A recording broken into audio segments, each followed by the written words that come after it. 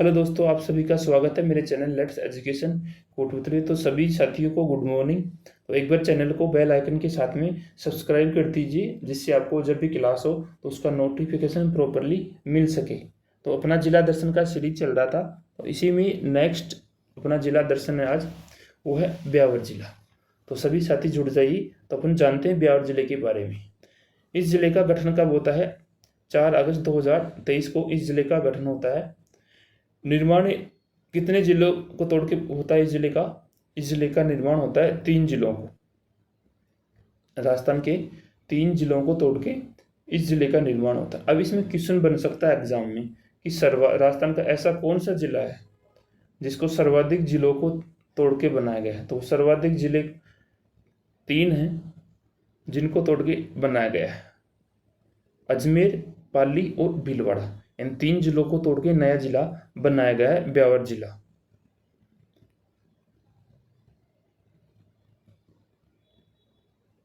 पाली जिला है, इसकी 2 तहसीलें ली गई, जैतारण और रायपुर।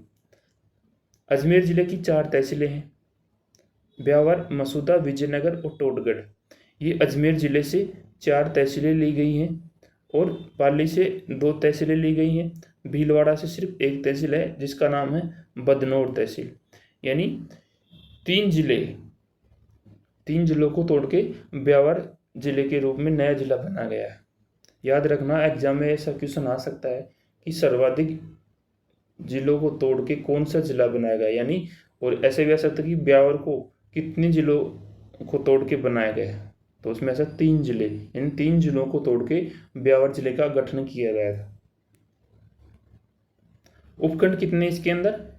6 उपखंड है और 7 तहसीलें। एक बार मैप के थ्रू देखते हैं अपन इसको।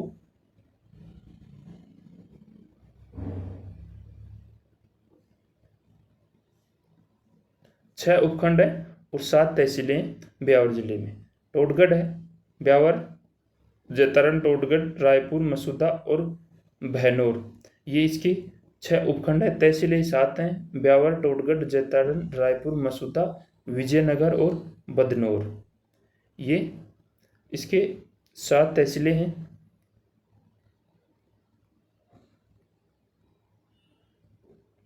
कौन से संभाग में आता है ब्यावर जिला? तो ये अजमेर संभाग में आता है। ब्यावर जिला कौन से संभाग में आता है? वो अजमेर संभाग में ब्यावर जिला आता है। ब्यावर अंतर्वर्ती जिला है। कैसा जिला है ब्यावर? अंतर्वर्ती जिला है, यानी ये जिला है जो न तो किसी देश के साथ में सीमा साझा करता है और न ही किसी राज्य के साथ में। तो ये कैसा जिला हो गया? अंतर्वर्ती जिला है। यह ना तो अंतर राज्य सीमा बनाता और ना ही अंतर्राष्ट्रीय, तो यह अंतर्वर्ती जिला हो गया। और ब्यावर किस किस जिले के साथ में सीमा बनाता है? ब्यावर जिला है जो कौन कौन से जिलों के साथ में सीमा साझा करता है, और कितने जिले हैं ऐसे जिनके साथ में ये सीमा बनाता है? तो वह 7 जिले हैं राजस्थान के जिनके साथ में ब्यावर जिला सीमा बनाता है। तो जानते हैं कौन कौन से वो जिले। पहला है अजमेर, नागौर, जोधपुर ग्रामीण, पाली, राजसमंद, भीलवाड़ा और केकड़ी।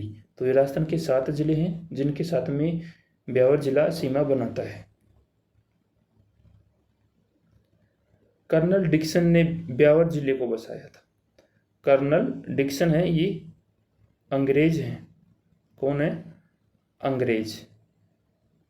इसके द्वारा ब्यावर जिले को बसाया गया था 1836 ईस्वी में। क्वेश्चन आ सकता है एग्जाम में कि अंग्रेजों के द्वारा बसाया गया शहर कौन सा है या जिला कौन सा है? तो वो है ब्यावर जिला। और अंग्रेजों के द्वारा बसाया गया दुर्ग कौन सा है? टोडगढ़। टोडगढ़ दुर्ग भी अंग्रेजों के द्वारा बसाया गया था। तो आगे पढ़ते हैं हम कौन सा है वो।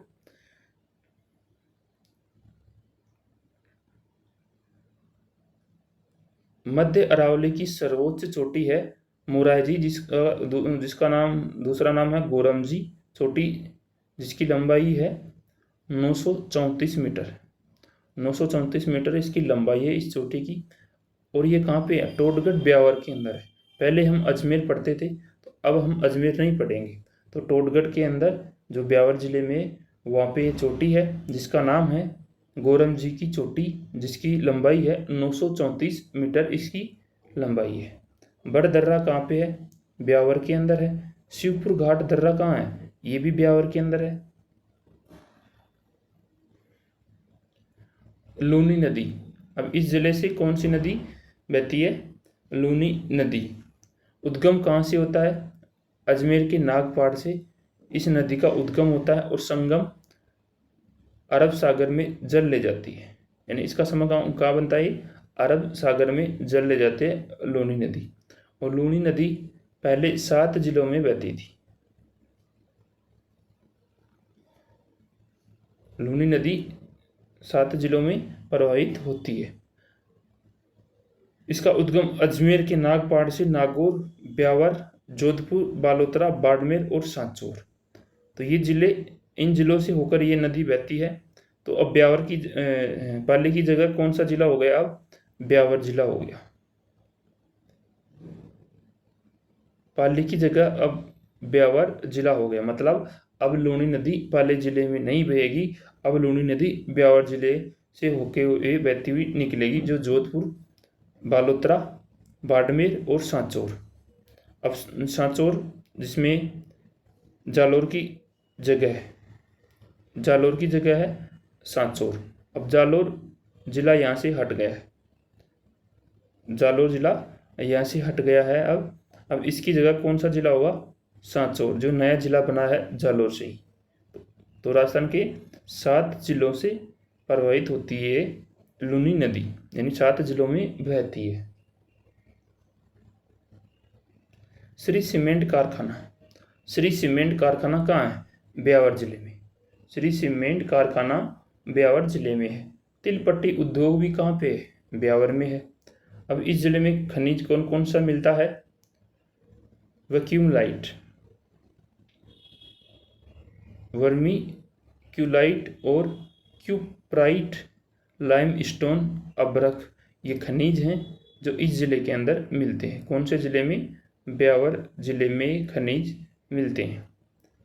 विजयनगर, यहाँ पर स्पिनफेड की स्थापना हुई थी। किसकी?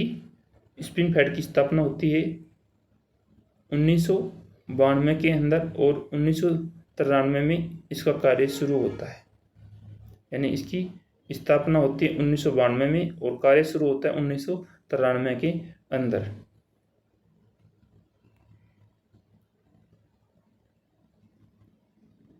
राजस्थान की पहली सूती वस्त्र मिल कहाँ है? राजस्थान की पहली सूती वस्त्र मिल कहाँ है? ब्यावर जिले में है, और इस मिल का नाम है the Krishna mills limited. Rajasthan की जो पहली सूती वस्त्र मिल है वो कहाँ पे है? ब्यावर जिले में, और उस मिल का नाम है दी कृष्णा मिल्स लिमिटेड, और स्थापना सेठ दामोदरदास राठी के द्वारा की जाती है। यानी इस मिल की स्थापना किसके द्वारा की जाती है? दामोदरदास राठी के द्वारा इस मिल की स्थापना की जाती है। दी एडवर्ड मिल्स, दी एडवर्ड मिल्स, महालक्ष्मी मिल्स। दी एडवर्ड मिल्स की स्थापना 1906 के अंदर की जाती है। महालक्ष्मी मिल्स की स्थापना 1925 में की जाती है, और ये कहाँ पे है? ये दोनों हैं ब्यावर जिले में है। सुगनी नस्पार प्रसिद्ध है ब्यावर में। जो सुगनी नस्पार प्रसिद्ध है, ये कौन से जिले का है? ब्यावर जिले। नरबड़खेड़ा गांव, नरबड़खेड़ा गांव जो किस जिले में है? ब्यावर जिले में।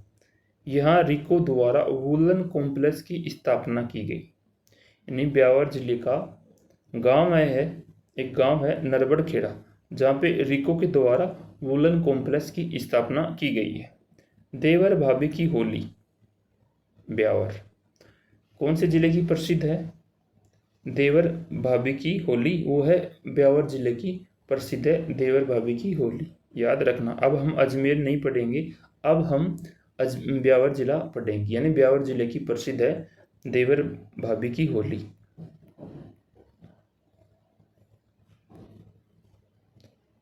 ब्यावर 1857 की क्रांति के समय छावनी तो था, लेकिन विद्रोह का केंद्र नहीं था। मोस्ट इम्पोर्टेंट है कि अजमेर जिला है जो 1857 की क्रांति हुई थी उस टाइम पे छावनी तो था ही, लेकिन विद्रोह का केंद्र नहीं था। राजस्थान का प्रथम पूर्ण साक्षर गांव मसूदा गांव है, जो ब्यावर जिले में है। राजस्थान का प्रथम पूर्ण साक्षर पूरा शिक्षित गांव है राजस्थान का, जिसका नाम है मसूदा गांव, जो ब्यावर जिले में है। नारायण सागर बांध, नारायण सागर बांध है जो ब्यावर जिले में है, और कौन सी नदी के ऊपर है? ये खारी नदी पे है। खारी नदी के ऊपर ये बांध बना हुआ है। ब्यावर से अब 2 नदियां प्रभावित होती है, यानी 2 नदियां बहती है अब ब्यावर जिले में, ठीक है। खारी और लूनी नदी, खारी और लूनी, ये 2 नदी इस जिले में बहती है। कुशाल माता का मंदिर जो बदनौर में है, और ये बदनौर कहाँ से लिया गया है? भीलवाड़ा से। भीलवाड़ा जिले से बदनौर तहसील ये ली गई है। और इस कुशाल माता का मंदिर इस बदनौर में है, जो ब्यावर जिले में है। और निर्माण किसने करवाया था? महाराणा कुंभा के द्वारा इस मंदिर का निर्माण करवाया जाता है। तो बदनौर का युद्ध होता है यहीं पे होता है, जो पहले भीलवाड़ा में था, अब ब्यावर जिले में। बदनौर का युद्ध 1457 में हुआ था। राणा कुंभा और महमूद खिलजी के बीच, ये मालवा के थे, और कुतुबुद्दीन शाह ये गुजरात वाले थे। राणा कुंभा, महमूद खिलजी और कुतुबुद्दीन शाह, ये महमूद खिलजी फर्स्ट हैं, इनके बीच में युद्ध होता है। इसमें राणा कुंभा विजयी हो जाते हैं। जो बदनौर का युद्ध है जो 1457 में हुआ था, उस युद्ध के अंदर राणा कुंभा विजय हो जाते हैं। गिरी सुमेल का युद्ध या जैतरण का युद्ध जो ब्यावर जिले में है। पहले जैतरण का और गिरी सुमेल का युद्ध कहाँ पढ़ते थे हम? पाली जिले में। पहले पाली जिले में पढ़ते थे इसको, अब पढ़ेंगे हम इसमें ब्यावर जिले के अंदर। कब हुआ था ये गिरी सुमेल का युद्ध? 5 जनवरी 1544 में हुआ था। और किन किन के मध्य हुआ था ये बदनौर का युद्ध, गिरी सुमेल का युद्ध? मालदेव वर्सेस शेरशाह सूरी, शेरशाह सूरी और मालदेव के बीच में हुआ था ये गिरी सुमेल का युद्ध 5 जनवरी 1544 को। और विजय कौन हुआ था इसमें? शेरशाह सूरी इस युद्ध के अंदर विजय होता है। और मालदेव के 2 सेनापति थे, जैता और कूपा। जैता और कूपा ये दोनों मालदेव की साइड से लड़े थे शेरशाह सूरी के खिलाफ। और विजयी कौन हुआ था? शेरशाह सूरी। नेक्स्ट है टोडगढ़ दुर्ग। टोडगढ़ दुर्ग कहाँ है? ब्यावर में। कैसा है? गिरी दुर्ग की श्रेणी में आता है। टोडगढ़ दुर्ग है जो गिरी दुर्ग की श्रेणी में आता है। निर्माण किसने करवाया था इस टोडगढ़ दुर्ग का? जेम्स कर्नल टोड ने, यानी खुद के नाम पे ही इस दुर्ग का नाम रखा था, टोडगढ़ दुर्ग। अंग्रेजों के द्वारा निर्मित दुर्ग है। मैंने पहले ही बताया था कि अंग्रेज के द्वारा बसाया गया शहर कौन सा है? वो ब्यावर है।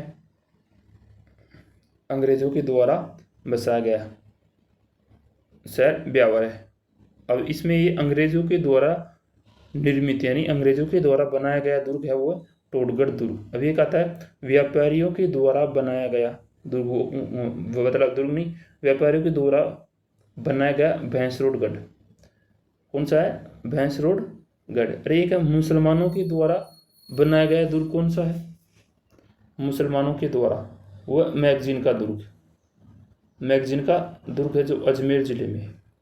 अरे क्या कायम खानी मुसलमानों के द्वारा बनाया गया दुर्ग है वो फतेहपुर दुर्ग है। याद रखना कि अंग्रेजों के द्वारा बसाया गया दुर्ग शहर कौन सा है? ब्यावर शहर है।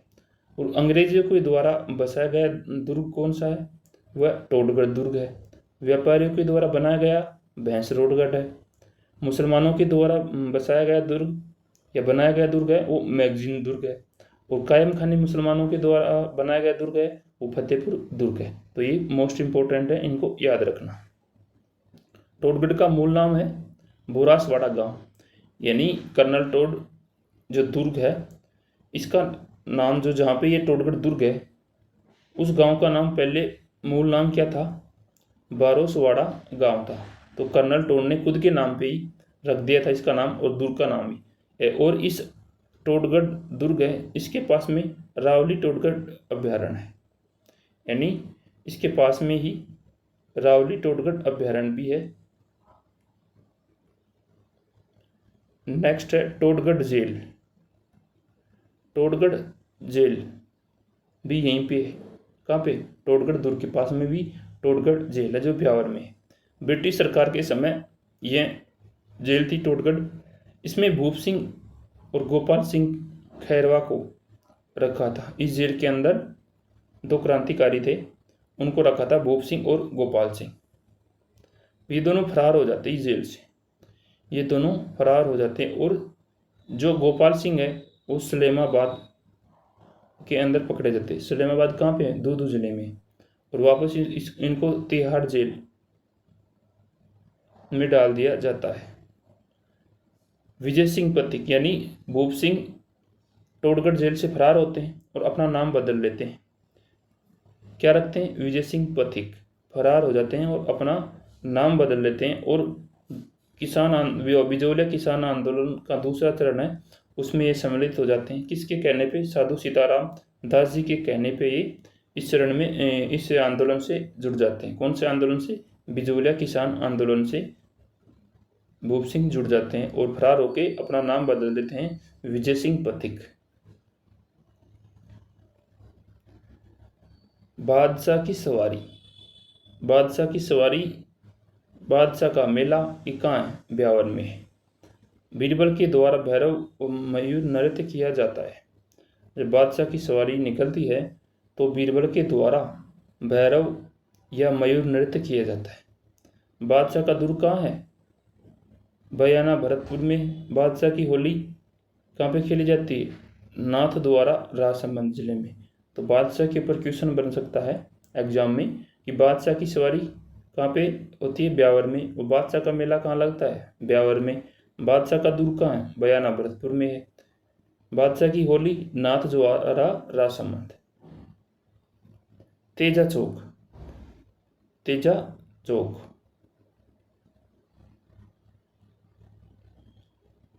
सबसे बड़ा चौक है, तेजा चौक है जो ब्यावर जिले में। देवमाली ब्यावर जिले में। देवमाली ब्यावर जिले में। यहाँ पे देव नारायण जी की मृत्यु होती है। देव नारायण जी कौन थे? गुर्जर जाति के आराध्य देवता थे। गुर्जर जाति के आराध्य देवता है देव नारायण जी महाराज। और इनका जन्म होता है आसिंद मालाश्री डूंगरी भीलवाड़ा। भीलवाड़ा के अंदर मालाश्री डूंगरी के नाम से आसिंद के अंदर है, वहाँ पे इनका जन्म होता है। और मृत्यु कहाँ पे होती है? देवमाली जो ब्यावर जिले में है। और जो देवमाली है इसको बगड़ावतों की ढाणिया गांव भी कहा जाता है। देवमाली को बगड़ावतों की ढाणी यह गांव भी कहा जाता है। और देव नारायण जी गुर्जरों के आराध्य देवता है। तो ये अपना ब्यावर जिला कंप्लीट हुआ है। तो सभी दोस्तों का दिल से धन्यवाद। Thank you. जय हिंद, जय भारत। और कमेंट करके बताना कि आज का सेशन कैसा था।